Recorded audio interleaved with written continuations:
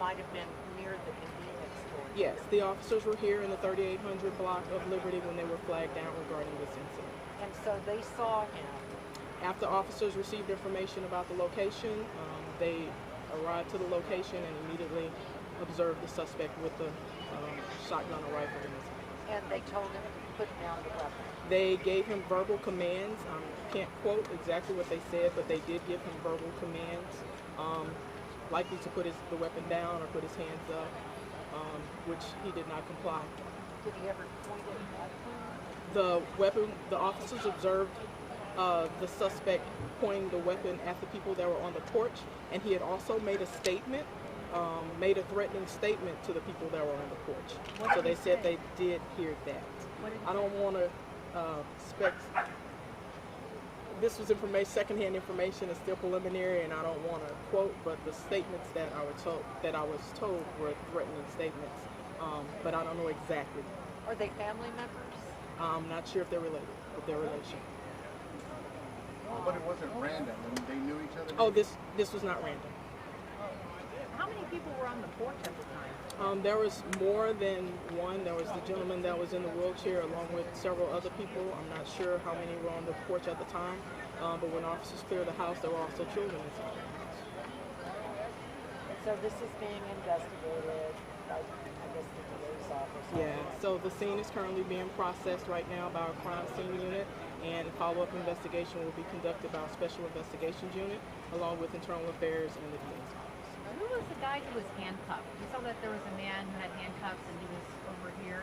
There was another gentleman that was involved in the scene, and that was a gentleman who had received buckshots, but I'm unsure what his involvement was in this investigation. So he was one of the people who was hit by. From my understanding, he was one of the gentlemen but he was also involved in some kind of altercation. I don't have the facts of that. But both of the people who were hit by the buckshot, those were all superficial.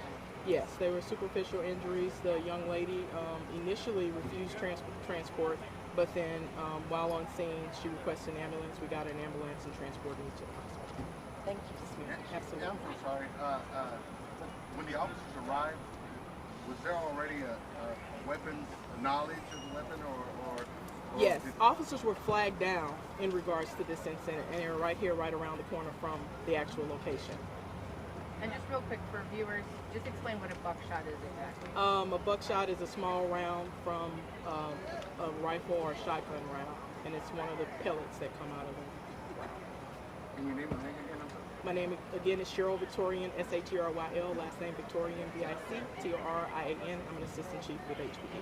What's next in the investigation? How much longer are y'all going to be out here? I'm not sure how much longer we're going to be out here, as long as it takes for crime scene unit to process the scene, and internal affairs to get the information that they need as well, and the special investigations. And I may have missed it. Did you say how many times the officers discharged their weapons? It's unknown at this time. I'm not sure. And for them, what's the procedure when it comes to something like this when they fire? When officers discharge their firearm, they will be on administrative leave for 3 days. And then I'll do it in Spanish.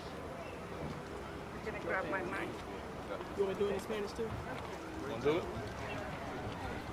You want to do it in Spanish? She said yes, please. Yo hablo por pequeño, so hablo bien rápido. I'm gonna get it in Spanish.